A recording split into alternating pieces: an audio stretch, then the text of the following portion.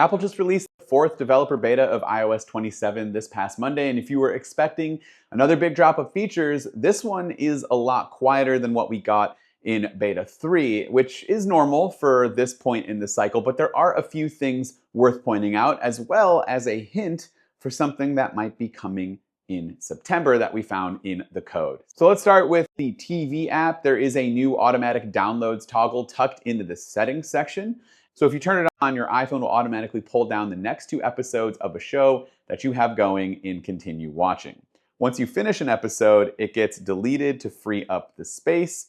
And this is one of those pretty useful features, especially if you're like traveling and maybe you're watching a few episodes on a hotel and you realized, oh no, I forgot to download a couple episodes on my flight back to the house. Like, don't have to worry about it. It automatically does that. And you don't have to remember to download anything before your next trip.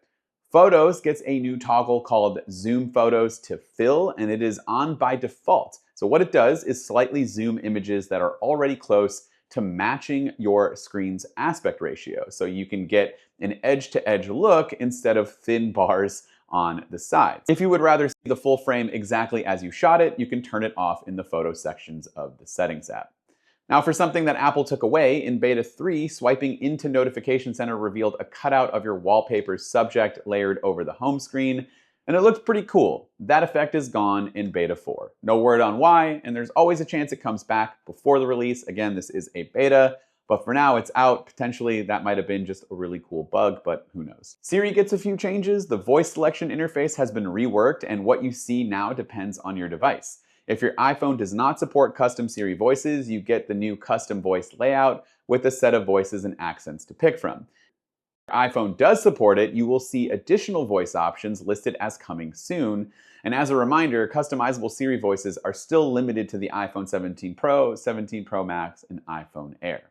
There are also 2 new Siri controls. So in the Siri section of settings, you can now set how long previews are in the Siri app, anywhere from 5 lines down to none at all. And over in accessibility, there's a new always show request toggle that puts a live transcription of whatever you say to Siri on screen. That one might be genuinely useful beyond accessibility, especially if you want to confirm Siri actually heard what you said before it acts on it. Swiping down to search or ask interface now also brings up a one-time splash screen explaining how it works, which would suggest that Apple knows that this feature is not obvious to most users. For anyone shooting video, the camera section of the settings now lets you choose your ProRes log format. If you toggle Apple ProRes on, and you will find ProRes log video encoding with a choice between log and log 2. Log 2 is the newer format and holds onto more information in the file, which gives you more room to push color and make adjustments in post.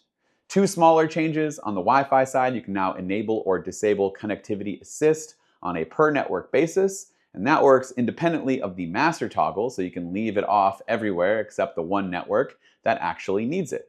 And the AirPods controls in Control Center have a new look with more options for the adaptive mode.